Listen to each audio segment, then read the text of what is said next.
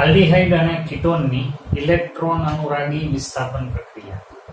Electron અનુરાગી વિસ્થાપન પ્રક્રિયા 11મા ધોરણથી તમે જાણો છો. તમે બેન્ઝીનની ઇલેક્ટ્રોન અનુરાગી વિસ્થાપન શીખી ગયા. તમે ટોલ્યુઇનનું પણ ઇલેક્ટ્રોન અનુરાગી વિસ્થાપન શીખ્યા. પછી આપણા હેલો એરિનમાં પણ આવ્યું હતું અને ફિનોલમાં પણ આવેલું હતું, ઈથરમાં પણ. સેમ આ ચેપ્ટરમાં પણ જોવાની છે. આપણી ટેક્સ્ટ બુકમાં એક જ રિએક્શન આપેલી છે, નાઇટ્રેશન. તો હું એક વખત ટૂંકમાં ઇલેક્ટ્રોન અનુરાગી વિસ્થાપન પ્રક્રિયા શું છે એનો એક આછો અમથો ખ્યાલ આપી અને પછી આપણે આ પ્રક્રિયાને શીખવાનું શરૂ કરીએ. સૌથી પહેલા શબ્દ ઉપર ધ્યાન દો. ઇલેક્ટ્રોન અનુરાગી એટલે એવો ઘટક કે જેને ઇલેક્ટ્રોન યુગ્મની જરૂર છે એને ઇલેક્ટ્રોન અનુરાગી કહેવાય. પોતે ઇલેક્ટ્રોન ડેફિશિયન્ટ છે, એને ઇલેક્ટ્રોન યુગ્મ જોઈએ છે, એટલે એ એવી જગ્યા પસંદ કરશે કે જ્યાંથી એને ઇલેક્ટ્રોન યુગ્મ મળે અને એ એવી જગ્યાએ જશે જ્યાંથી કોઈ એકને દૂર કરી અને પોતે જોડાશે. એટલે પ્રક્રિયાનું નામ પાડ્યું ઇલેક્ટ્રોન અનુરાગી વિસ્થાપન. બોલાય આમ, ઇલેક્ટ્રોન અનુરાગી વડે થતું હાઇડ્રોજનનું વિસ્થાપન. અહીંયા આપણે આ રીતના એનો અર્થ કરવાનો છે. અને ઇલેક્ટ્રોન અનુરાગી વિસ્થાપન પ્રક્રિયા આટલી આપણે જાણીએ છીએ. નાઇટ્રેશન, હેલોજિનેશન, સલ્ફોનેશન, ફ્રીડલ-ક્રાફ્ટ્સ આલ્કાઇલેશન અને ફ્રીડલ-ક્રાફ્ટ્સ એસાઇલેશન. આ બધી આપણી ઇલેક્ટ્રોન અનુરાગી વિસ્થાપન પ્રક્રિયાઓ છે. આલ્ડીહાઇડ અને કીટોન સંયોજનમાં આમાંથી કઈ પ્રક્રિયાઓ શક્ય બનશે એ આપણે ડિસ્કસ કરશું. બુકમાં ભલે એક જ આપેલી હોય. બીજી વાત તમે એ જાણો કે બેન્ઝીન રિંગ એમાં ઇલેક્ટ્રોન વાદળ સતત ફરે છે, એટલે કોઈ પણ ઇલેક્ટ્રોન અનુરાગીને બેન્ઝીન તરફ આવવું ગમશે, કારણ કે ઇલેક્ટ્રોન અનુરાગી એટલે એવો ઘટક કે જેને ઇલેક્ટ્રોન યુગ્મની જરૂર છે. બેન્ઝીન રિંગ તો ઇલેક્ટ્રોન સમૃદ્ધ છે, તો સ્વાભાવિક રીતે આ ઇલેક્ટ્રોન અનુરાગી સ્પીસીસ બેન્ઝીન રિંગ તરફ આકર્ષાય અને ત્યાં પહોંચશે. ત્યાંથી હાઇડ્રોજન કાઢીને અહીંયા એ જોડાઈ જશે. ઇલેક્ટ્રોન અનુરાગી અહીંયા જોડાઈ ગયું તો નીપજ કોઈ નહીં. હવે એક વખત કંઈક અહીંયા જોડાઈ ગયું અને પછી જે બેન્ઝીનની સ્થિતિ થઈ એવા સંયોજનોનું પણ ઇલેક્ટ્રોન અનુરાગી વિસ્થાપન થાય. એમાં બે કન્ડિશન છે. અહીંયા આપણે કોનું ઇલેક્ટ્રોન અનુરાગી વિસ્થાપન ભણવાના છીએ તો કે આલ્ડીહાઇડ અને કીટોન. માની લો કે અહીંયા મેં આવો આલ્ડીહાઇડ કે કીટોન સમૂહ જોડ્યો છે. તો આપણે આ જ ચેપ્ટરમાં શીખ્યા કે અહીંયા સી ડબલ બોન્ડ ઓ નું યુગ્મ આ રીતના વહેતું થાય છે કોન્જ્યુગેટેડ સિસ્ટમમાં. તો બેન્ઝીન રિંગ પાસેથી એ ઇલેક્ટ્રોનને ખેંચે છે. પરિણામે બેન્ઝીન રિંગમાં ઇલેક્ટ્રોન ઘનતા પેલા હતી એના કરતા ઘટી જાય છે. હવે આ તો એવા ઘટકો છે કે જેને ઇલેક્ટ્રોનની જરૂર છે, એટલે ઇલેક્ટ્રોન ઘનતા સારી એવી હોય ને ત્યાં એને જવું ગમે. પણ આલ્ડીહાઇડ કે કીટોન વાળા બેન્ઝીન રિંગની ઇલેક્ટ્રોન ઘનતા પ્રમાણમાં ઘટી જાય છે, એટલે આવા ઇલેક્ટ્રોન અનુરાગી ઘડીકમાં ત્યાં જવું પસંદ કરતા નથી. છતાં પણ અમુક પરિસ્થિતિમાં ઇલેક્ટ્રોન અનુરાગી અહીંયા પહોંચે તો એ કયા સ્થાન ઉપર પહોંચે? તો સ્વાભાવિક રીતે આ યુગમાં આવી રીતના જો ટ્રાન્સફર થતું હોત ને બાળકો, તો આને આપણે આમ લખત. આ ડબલ બોન્ડ થઈ ગયો, આ યુગમાં ઓક્સિજન પાસે જાતું રહ્યું. તો જે કાર્બન ઉપર પહેલા સામાન્ય વીજભાર હતો એને બદલે હવે ધન વીજભાર આવી ગયો, એટલે અહીંયા ઇલેક્ટ્રોન ઘનતા હતી એના કરતા ઘટી ગઈ. તો આવો ઇલેક્ટ્રોન અનુરાગી અને અહીંયા આવવું તો નહીં જ ગમે. પરિણામે એ આ સ્થાન ઉપર કે આ સ્થાન ઉપર જવું પસંદ કરશે. હું ઇનડિરેક્ટલી તમને એ બતાવું છું કે કાર્બોનિલ સમૂહ જ્યારે બેન્ઝીન સાથે જોડાયેલો હોય ત્યારે બેન્ઝીન રિંગની ઇલેક્ટ્રોન ઘનતા ઘટે. પરિણામે નવો આવતો સમૂહ મેટા સ્થાનમાં જ જોડાશે. એટલે કે આવા કાર્બોનિલ સમૂહ મેટા નિર્દેશક સમૂહ તરીકે વર્તે છે. OH જોડાયેલો હોત તો ઓર્થોપેરા નિર્દેશક થાત. શું કામે એ પણ એક વખત યાદ કરી લઈએ. માની લ્યો કે અહીંયા ફિનોલ છે તો દેખીતી વાત છે, આ પોતાનું યુગ્મ અહીંયા મોકલશે એટલે આ બાજુએ ઇલેક્ટ્રોન ઘનતા વધશે તો આપણને આવી રચના જોવા મળશે. તો હવે આને કમ્પેર કરો. આના ઓર્થો સ્થાન ઉપર ધન વીજભાર આવી ગયો, ઇલેક્ટ્રોન ડેન્સિટી ઘટી ગઈ. જ્યારે આના ઓર્થો સ્થાન ઉપર ઇલેક્ટ્રોન ડેન્સિટી વધી તો સ્વાભાવિક રીતે આને તો આવું જ જોઈએ છે, એ તો ઈઝીલી અહીંયા આવી જશે. એટલે આવા OH જેવા સમૂહ જો બેન્ઝીન હારે જોડાયેલા હોય કે જે ઇલેક્ટ્રોન યુગ્મ બેન્ઝીન તરફ મોકલવાથી બેન્ઝીનની ઇલેક્ટ્રોન ઘનતા વધારતા હોય તો એને ઓર્થો પેરા નિર્દેશક સમૂહ કહેવાય. ત્યાં સરળતાથી ઇલેક્ટ્રોન અનુરાગી વિસ્થાપન થાય. પણ કાર્બોનિલ સમૂહ તો ઇલેક્ટ્રોન વિડ્રો કરે છે એટલે મેટા નિર્દેશક છે અને એની ઇલેક્ટ્રોન અનુરાગી વિસ્થાપન પ્રક્રિયા પ્રમાણમાં મુશ્કેલ છે.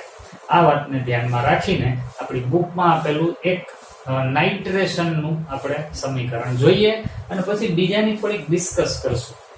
ચાલો, જરૂર લાગે તો આ લખી લ્યો વિડીયો પોઝ કરીને. આ આપણી જૂની વાત હતી કે જેના આધારે હવે આપણે આ સમજવાના છીએ. ઓકે, તો હવે એને જવા દઈએ અને આપણે આલ્ડીહાઇડનું નાઇટ્રેશન જોઈએ. તો બેન્ઝાલ્ડીહાઇડ જો આપણી પાસે હોય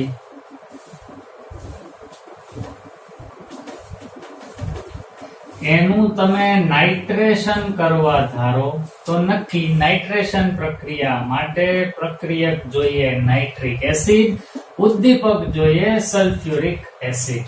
નાઇટ્રિક એસિડ પ્રક્રિયક, સલ્ફ્યુરિક એસિડ ઉદ્દીપક. આની હાજરીમાં આનું એવી રીતના બે ઘટકોમાં વિભાજન થશે કે જેમાંથી એક NO2+ અને બીજું OH- એવા બે ટુકડા બનશે. સમજાવી દઉં ચાલો. આ HNO3 ની સૌથી પહેલા H2SO4 સાથે પ્રક્રિયા થાય એટલે એમાંથી NO2+ જે આપણો ઇલેક્ટ્રોન અનુરાગી છે એ બન્યું. બીજું વૈધું આમાંથી શું OH- એ આમાંથી H+ મેળવીને બનાવે H2O અને બીજું શું વૈધું તો કે HSO4-. મેં શું કર્યું છે તમે સમજી શક્યા હોવા જોઈએ. આમાંથી NO2+ અને OH- એવા બે ટુકડા થયા આના કારણે. પછી એનો OH- આમાંથી H+ મેળવીને H2O માં રૂપાંતર પામી જાય છે અને બાકી HSO4- વધે છે. હવે આ જે છે ને એ ઇલેક્ટ્રોન અનુરાગી છે તો એ બેન્ઝાલ્ડીહાઇડના કાર્બન ઉપર આક્રમણ કરવા જશે. આ આપણો બેન્ઝાલ્ડીહાઇડ છે તો એના કયા કાર્બન ઉપર? ઓર્થોમાં અને પેરામાં તો ઘનતા સાવ ઘટી જાય એટલે મેટા ઉપર આક્રમણ કરવા જાય એટલે આ NO2+ એ આના મેટા સ્થાન ઉપર જોડાય, ત્યાંથી H નું વિસ્થાપન કરી નાખે એટલે આપણી નિપજ મેટા નાઇટ્રો બેન્ઝાલ્ડીહાઇડ બને. અહીંથી જે H+ છૂટો પડ્યો છે એ H+ નું શું થાય તો સાવ સહેલું ભાઈ. એ H+ જે અહીંથી છૂટો પડ્યો છે એના સ્થાને તો NO2 આવ્યો. એ H+ છે આ HSO4- સાથે જોડાઈ જાય એટલે એમાંથી બની જાય પાછું H2SO4. H2SO4 ઉદ્દીપક હતો, પ્રક્રિયાને અંતે પાછો હતો એટલે મળી જાય. બસ તો પ્રક્રિયા થઈ ગઈ પૂરી. બાળકો અહીંયા મેટા સ્થાનમાં નાઇટ્રો સમૂહ દાખલ કરી દેવાનો એટલે આપણી નિપજ બની ગઈ કહેવાય. બેન્ઝાલ્ડીહાઇડ મેટા સ્થાનમાં નાઇટ્રો સમૂહ, નિપજનું નામ મેટા નાઇટ્રો બેન્ઝાલ્ડીહાઇડ. મારા ખ્યાલથી આ રિએક્શન આ રીતે થાય છે એ તમે પહેલેથી જાણો જ છો 11મા ધોરણના ઇલેક્ટ્રોન અનુરાગી વિસ્થાપન પ્રક્રિયાના કન્સેપ્ટ પરથી. ઓકે, વિડિયો પોઝ કરી અને આ નાઇટ્રેશન લખી લો. અહીંયા થોડું ઘણું ટેમ્પરેચર પણ આપેલું છે. બહુ નીચા ટેમ્પરેચરે આ પ્રક્રિયા શક્ય બની શકશે. સારું, આ લખી નાખો. પછી આ ફ્રીડલ ક્રાફ્ટ પ્રક્રિયા કરે કે નહીં એના ઉપર આપણે જોઈશું. ઓકે, ચાલો જવા દઈએ આને. હવે જુઓ, છે બેન્ઝાલ્ડીહાઇડ જ પણ હવે એની પ્રક્રિયા આપણે ફ્રીડલ ક્રાફ્ટ વિચારીએ. હું એવું માનીને ચાલુ છું ફ્રીડલ ક્રાફ્ટના પ્રક્રિયકો કોણ કોણ હોય. જો તમે આલ્કાઇલેશન કરવા માંગતા હો તો તમારે CH3Cl આલ્કાઇલ હેલાઇડ લેવો પડે. એમાંથી નિર્જલ AlCl3 ઉદ્દીપક રાખો એટલે આમાંથી આ Cl અહીંયા જોડાઈ જાય એટલે આ CH3+ ઇલેક્ટ્રોન અનુરાગી બને અને એવો ઇલેક્ટ્રોન અનુરાગી બેન્ઝીન રિંગના મેટા સ્થાનમાં જોડાવા માટે જાય તો મેટા મિથાઇલ બેન્ઝાલ્ડિહાઇડ એવું બને. પણ તકલીફ એ છે કે આપણે પહેલા કીધું તો એમ આ ઇલેક્ટ્રોન યુગ્મ ખેંચે છે, પરિણામે અહીંયા ડબલ બોન્ડ બને, બેન્ઝીન રિંગની ઇલેક્ટ્રોન ઘનતા ઘટે. એટલે એવી કન્ડિશનમાં આવા મિથાઇલ જેવા ઇલેક્ટ્રોન અનુરાગી સરળતાથી બેન્ઝીન રિંગ ઉપર જવાનું પસંદ કરતા નથી. એટલે બેન્ઝાલ્ડિહાઇડની કે બેન્ઝોઇક એસિડની કે એસિટોફિનોનની ફ્રેડલ ક્રાફ્ટ્સ આલ્કાઇલેશન પ્રક્રિયા કરવી મુશ્કેલ છે. એટલે આ વાત મગજમાં રાખજો કે કાર્બોનિલ સમૂહ ધરાવતા બેન્ઝીનના સંયોજનો ફ્રેડલ ક્રાફ્ટ્સ આલ્કાઇલેશન પ્રક્રિયા સરળતાથી આપતા નથી.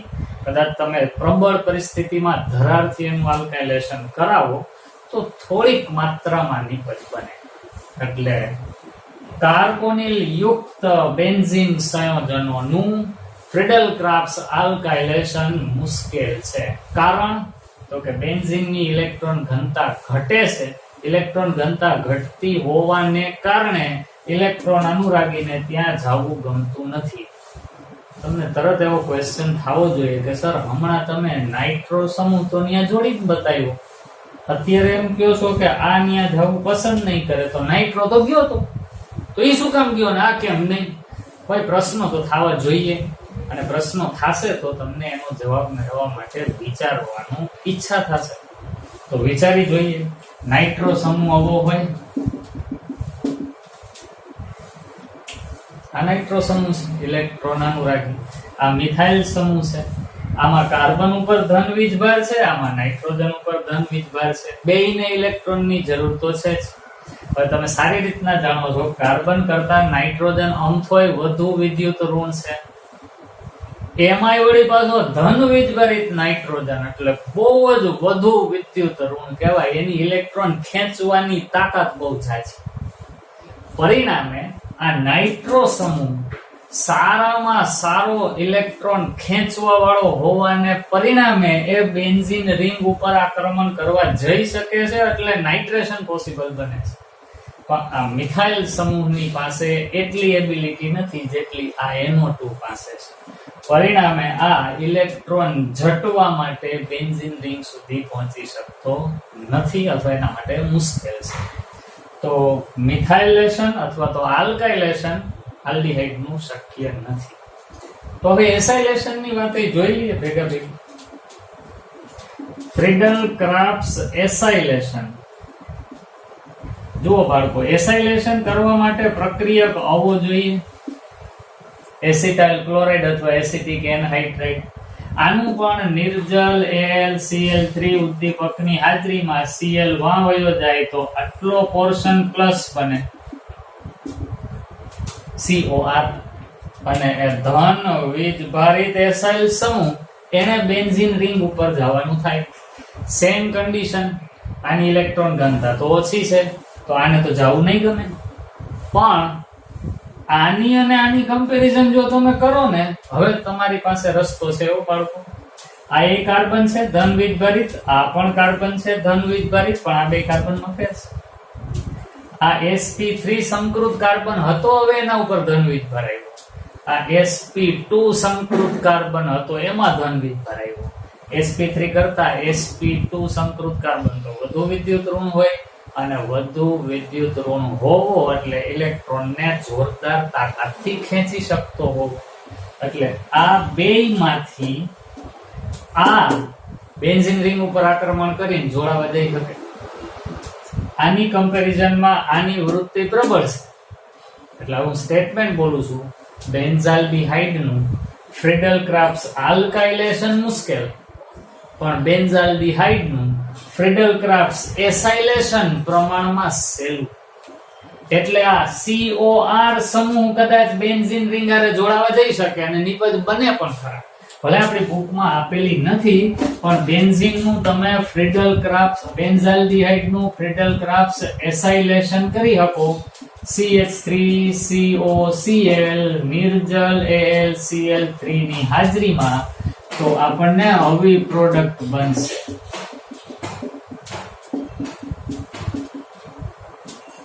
આવું, અને આવું બને છે ને એ ખરેખર આના કરતા વધુ સ્ટેબલ હશે. શું કામે? તો કે જો જાજી એવી કોન્જુગેટેડ સિસ્ટમ બને છે બાળકો, પાઈ સિગ્મા પાઈ સિગ્મા પાઈ સિગ્મા પાઈ. કોન્જુગેટેડ સિસ્ટમ વધી અને કોન્જુગેશન જાજુ હોય તો સંયોજનની સ્થિરતા વધુ હોય, તો આ પ્રક્રિયા કરતા એમાંથી બનતી આ નિપજ વધુ સ્થાયી છે, પરિણામે નિપજ બનશે. આ એવી વાતો છે બાળકો કે જે ટેક્સ્ટ બુકમાં નથી, આપણે આપણી મેળે વિચારવાની થાય. કદાચ એના આધારે નીટ જે એમાં કોઈ ક્વેશ્ચન્સ પણ હોઈ શકે. તો આલ્ડિહાઇડ અને કીટોનની ફ્રીડલ ક્રાફ્ટ આલ્કાઇલેશન મુશ્કેલ, પણ ફ્રીડલ ક્રાફ્ટ એસાઇલેશન મુશ્કેલ હોવા છતાં પણ શક્ય છે, કારણ કે એસાઇલેશન કરવાથી કીટોન બને છે. આ જો આલ્કાઇલ, એરાઇલ અને કીટોન, અને કીટોન બને તો કોન્જુગેટેડ સિસ્ટમ વધે છે, પરિણામે સ્થિરતા વધે છે. આથી આલ્ડિહાઇડ કે કીટોન નું એસાઇલેશન પોસિબલ છે, આલ્કાઇલેશન અઘરું છે. સારું, આને લખી લ્યો. પછી સ્વાધ્યાયનો એક પ્રશ્ન આપણે જોઈ લઈએ. ઓકે, ચાલો આને જવા દઈએ હવે.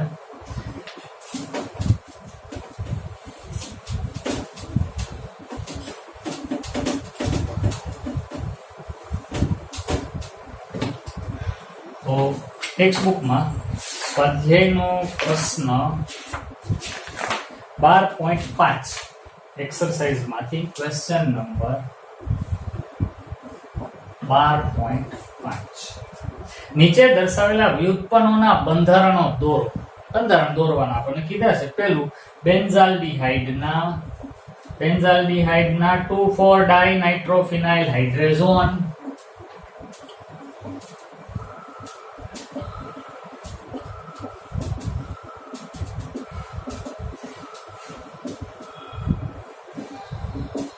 ચાલો, આવું દોરવાનું કીધું છે.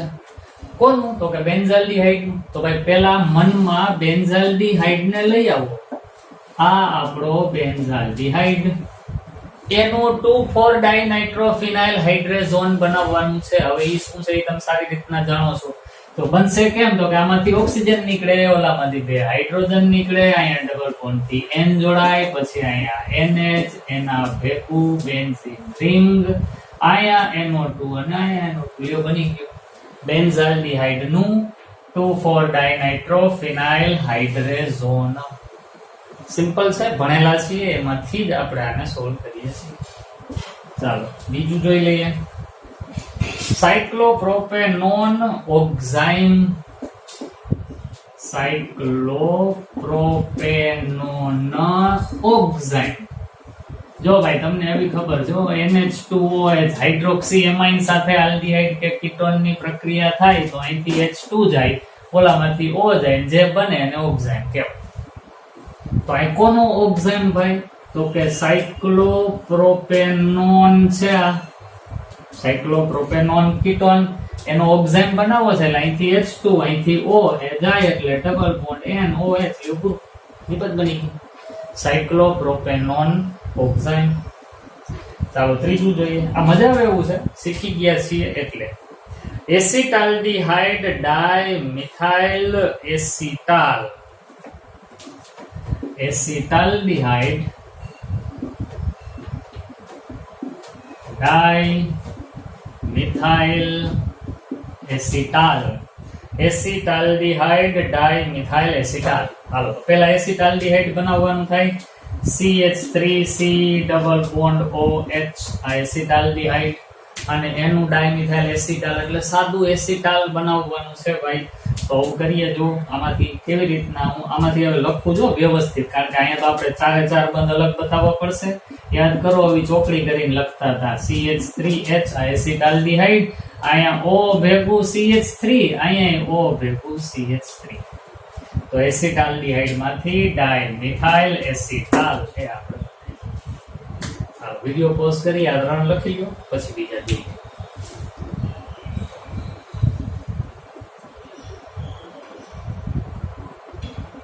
ઓકે ચાલો આને જવા દઈએ. નંબર 4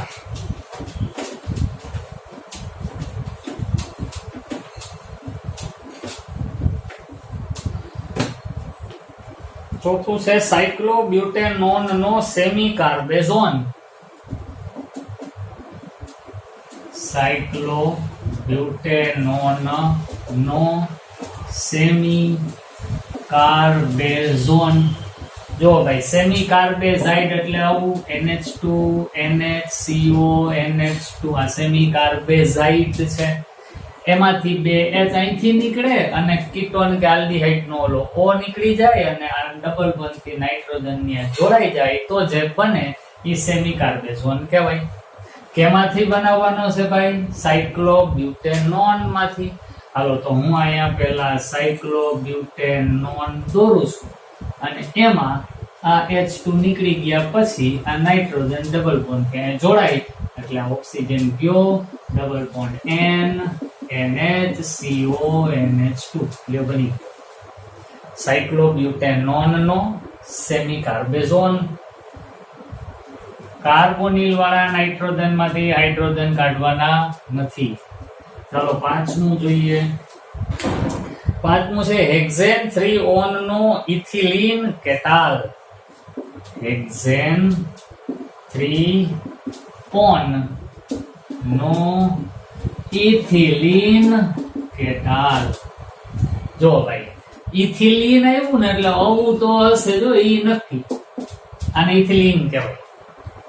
એટલે એનો અર્થ એવો કે આ ઇથિલીન ગ્લાયકોલ નો ઉપયોગ કરીને કેટાલ બનાવ્યો છે. ભાઈ કીટોન સાથે તો આની જ પ્રક્રિયા થાય ને. આલ્ડીહાઇડ હોય તો આલ્કોહોલ ના 2 મોલ વપરાય. કીટોન હોય તો ડાયહાઇડ્રિક આલ્કોહોલ જ વાપરવો પડે, ઇથિલીન ગ્લાયકોલ. તો આની સાથેની પ્રક્રિયા છે પણ કોની? હેક્ઝેન 3 ઓન ની. તો પેલા આમ બતાવીએ. આ ketone C double bond O. આનો નંબર ત્રીજો એટલે એની પેલા 2 કાર્બન હશે એટલે C2H5 2 ને 1 ત્રીજો અને આ બાજુ C3H7. મેં ભાઈ હેક્ઝેન 3 ઓન લખ્યું અહીંયા 2 ને 1 3 4 5 6 કાર્બન ત્રીજા ઉપર કીટોન હેક્ઝેન 3 ઓન. એનો શું બનાવવાનો ભાઈ? ઇથિલીન કેટાલ. તો આને જોડી દેવાનું ને કેમ ઈ તમે સારી રીતે જાણો છો. હવે આમ ચોકડી પાડવાની. અહીંયા જે છે ઈ એમનેમ અહીંયા O ભેગું CH2 અને અહીંયા O ભેગું CH2 આ જોડાય જલ્યો થઈ ગયું. હેક્ઝેન 3 ઓન નું ઇથિલીન કેટાલ. છઠ્ઠું સમાઈ જશે અહીંયા જોઈ જ લઈએ. ફોર્માલ્ડિહાઇડ નો મિથાઇલ હેમી એસિટાલ. લ્યો બોલો. ફોર્માલ્ડિહાઇડ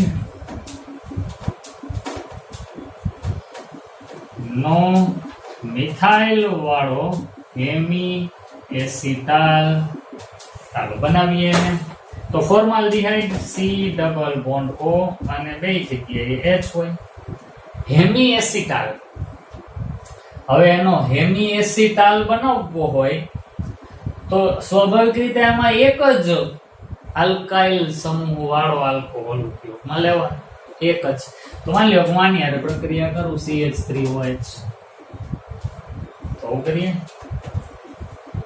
કાર્બન આ ચોકડી પાડી દેવાની. આ H અહીંયા O ભેગો તો H આવશે જ પણ અહીંયા O ભેગું CH3.